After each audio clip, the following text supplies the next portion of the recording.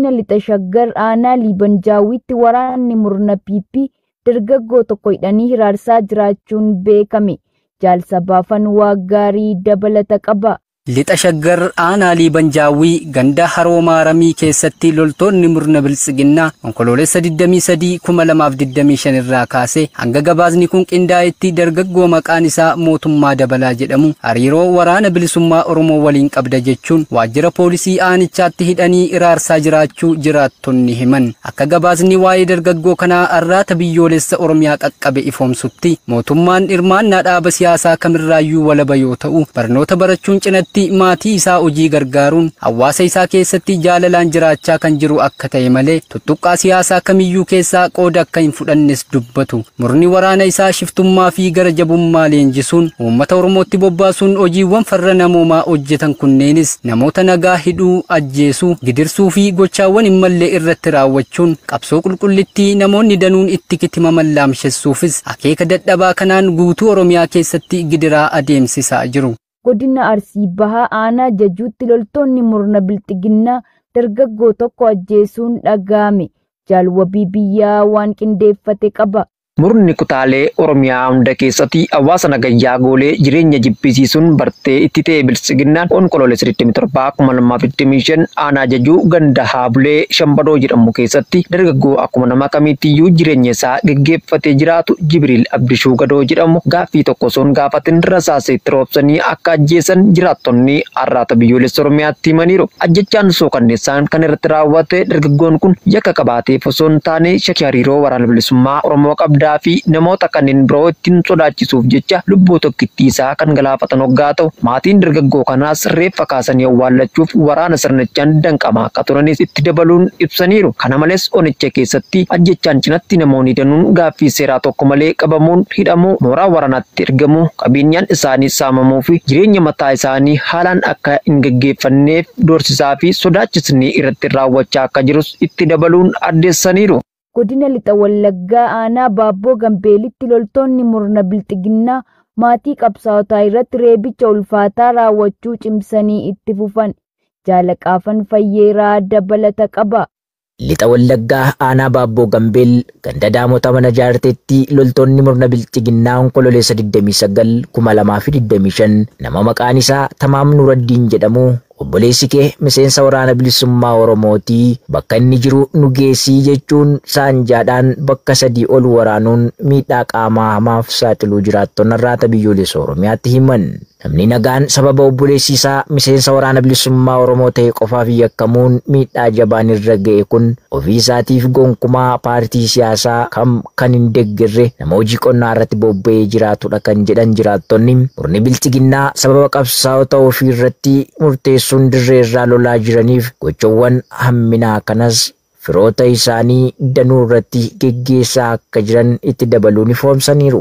Murni hundeen teessoo isaa harkatti burkutaa'e kun yaadarmee dadhabaa akeekaa saba balleessuun biyya dhuunfachuu fi abbaa irrummaa seenaa keessatti hamoo ta'an kanneen akka Mangistuu fa'aa dhaalee sagantaa jallinaa guyyuu bocee gadi baasuun lubbuuwwan qaqqaalii darbuu fi jireenyi namoota hamma camaatee akka jiru gochawwan waggoottan torban kana raawwachaa jiran ni mul'isu. Godina Arsii Lixaa aanaa Nagallee Arsii keessatti ergamtuuwwan Impaayera Abbaa Irree manneen hawaasaa gubbuu fi hawaasa gidirsaa jiraachuun ibsame.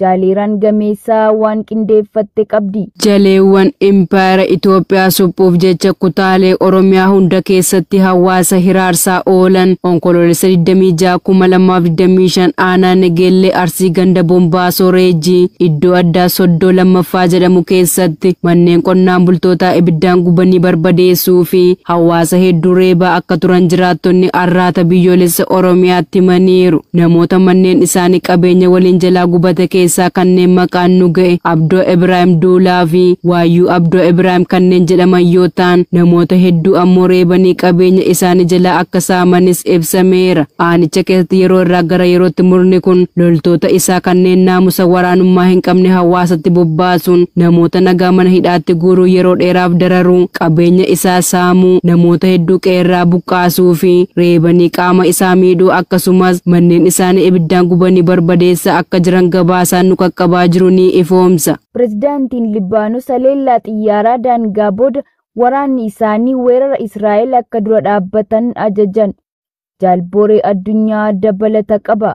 Pireezidaantiin Libaanos haleellaa xiyyaaraa daangaa booda waraanni isaanii weerara Israa'el akka dura dhaabbatan ajajan. Pireezidaantiin Libaanos Joosef Ayoon kamisa kaleessaa waraanni Israa'el gara kibba Libaanositti weerara isaan geggeessan kamiyyuu dura akka dhaabbatan qajeelfama kan kennan yoo ta'u, kunis erga humnoonni Israa'el halkan tokko daangaa qaxxaamuranii hojjetaa bulchiinsa magaalaa tokko ajjeesanii booda akka ta'e miidiyaaleen mootummaa Libaanos gabaasan. Loltoonni Israa'el naannoo sa'aatii tokkoof walakkaa AM yookiis roobii sa'aatii 23 walakkaa GMT magaalaa daangaa bilidaa seenuun galma magaalattii weeraruun hojjetaa bulchiinsa magaalaa Ibraahim Salaamee ajjeesuu isaanii eejensiin oduu biyyaalessaa beeksiseera. Loltoonni kun gara sa'aatii 2 walakkaa booda ofirra deebi'an. Hezbollaan ajaja pirezidaantichaa simachuun deeggarsa guutuu raayyaa ittisa biyyaaf akka godhu gaafate. Waraanni Israa'el humnoonni isaa halkan tokko bilidaa keessatti socho'uu isaanii kan mirkaneesse yoo ta'u, bu'uuraalee misoomaa Hezbollaa barbadeessuuf duula gaggeessaa turan irratti balaa atattamaa erga adda baasanii dhukaasa bananiiru jedheera. Taatee kana gamaa akka tures dabalee ifoomseera. Pirezidaantiin Libaanos Ayoon haleellaa kana qaama akkaataa weerara Israa'el ta'uusaa kan balaaleffate yoo ta'u, walgahii koree diinummaan akka dhaabbatu hordofu erga gaggeeffamee yeroo muraasa booda kan jalqabe ta'uu dubbataniiru jechuun Reuters gabaase. Miseensonni waraana PP lama qawwee PKM fi AKM qabatanii giddu galeessa Oromiyaa irraa waraana bilisummaa Oromootti makaman. Gabaasa qindaa'eef jaalaqaafan fayyeera. Miseensonni waraana faashistii PP Koloneel Abiy Ahimad dirqama hanqee fi maatii isaanii biraa qabee leenjii kennuufiin akka aangoo isaa tiksaniif bobbaasee akeeka badii fi dabaa garee maafiyaa kanaa irratti baruun sirnicha dhiisanii gooticha waraana bilisummaa Oromootti harkaa kennachaa jiru. Haala kanaanis kaleessa onkoloolessa 2025 miseensonni waraana PP lama giddugala Oromiyaa irraa qawwee fi hidhannoo guutuun waraana bilisummaa Oromoo zoonii giddugaleessaa biraa ga'anii jiru.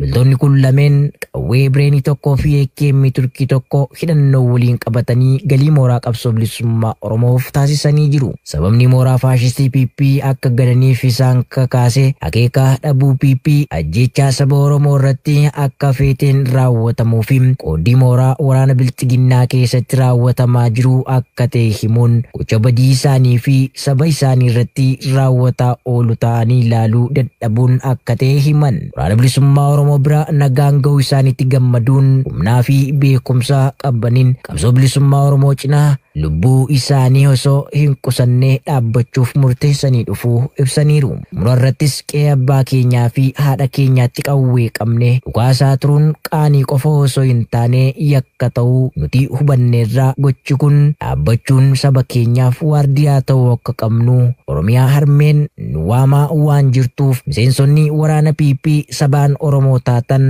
akkuma keenya qawwee fi hidhannoo keessan qabattanii mooraa diinaa kana gantanii gara qabsoo bilisummaa Oromootti akka dabalamtan jechuun dhaamsa dabarsaniiru.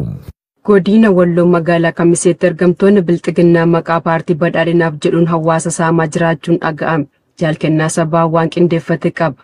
Kaaba Oromiyaa godina Walloo magaalaa Kamisee guutummaa keessatti caasaaleen biltsiginnaa onkololeessa 27/2025 irraa eegaluun mana jireenyaa fi dunkaana namoota irra deemanii maqaa paartii badhaadhinaaf jedhuun afaan qawween sodaachisanii qarshii 1,100 namoota hundaa irraa saamaa jiraachuu jiraattonni magaalichaa gochi saamichaa kun irra ga'e ONM'f gabaasaniiru. Akka jiraattotni magaalaa Kamisee dubbisne kun dabaluun ibsanitti hattoonni biltsiginnaa maqaa paartii badhaadhinaaf jedhuun magaalichatti qarshii hanga barbaadan saamaa kan jiraniin cinattis maqaa gargaarsa mootummaa jedhuun qarshii 500 fi isaa ol namoota irraa dirqin funaanaa kan jiran ta'uu fi kaffaltii waliin isaa hin beekamnee fi nagahee seeraa tokko hin qabneenis qarshii 200 konkolaachistoota harkaa qawween doorsisanii saamaa jiraachuu itti dabaluun dubbataniiru. Muddamsuun waraanaa rakkoon siyaasa fi diinagdee hudhee morma isaa qabuun waan qabee gadhiisu kan wallaalee murni bade balleessan PP abbaa irree koloneel Abiy Ahmediin geggeeffamu rakkoolee kufaatii sirnichaa as dhiyeessan jedhame amanamuu kanaafis hawaasa Oromoo ajjeesuu hidhuu qeerraa godaansisuu fi saamuu akka madda furmaata isa olaanaatti fudhachuun guyyuu Oromiyaa dirree dhiigaa boo'ichaa gadadoo fi saamichaa taasisee jiraachuun ni beekama. Lixa Shaggar aanaa miidhaqanye keessatti ergamtoonni bilxiginnaa maatii qabsaa'otaa ukkaamsanii hidhaatti darbachuu cimsanii itti fufan jaalbilsee sabaa dabalata qabdi. Godina Lixa Shaggar aanaa miidhaqanyii ganda guddataa gabaa lagaa jedhamu keessatti tiksitoonni barcuma namtokkee fi abbaa irree koloneel Abiy Ahmed torban tokko dura qonnaan bultoota maqaan isaanii obbo Cimdeessaa Abbaatee fi Aadde Warquu Wandimmuu jedhaman sababa tokko malee ukkaamsanii hidhaatti darbachuu maddeen arraata biyyoolessa Oromiyaatti himan. Qonnaan bultoonni kun tuttuqaa fi hirmaannaa dhaaba siyaasaa kam keessaa kan hin qabne yoo ta'an lukkeeleen bilisiginnaa immoo mucaa keessattuu waraana bilisummaa Oromoo keessa jira daftanii galchuu qabdu jechuun yakka tokko malee reebicha ulfaataa irraan gahuun hidhaatti darbachuun ifoomeera.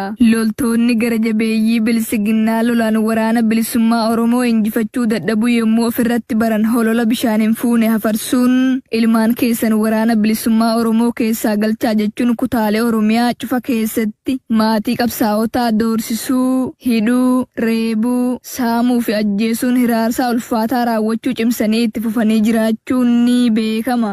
Godina Horroo Guduruu Wallaggaa aanaa Abee Dongorootti fiinxaaleeyyiin Amaaraa qonnaan bulaa tokko irratti ajjeechaa raawwatan dabalata isaaf jaalamansiis kaayyoo.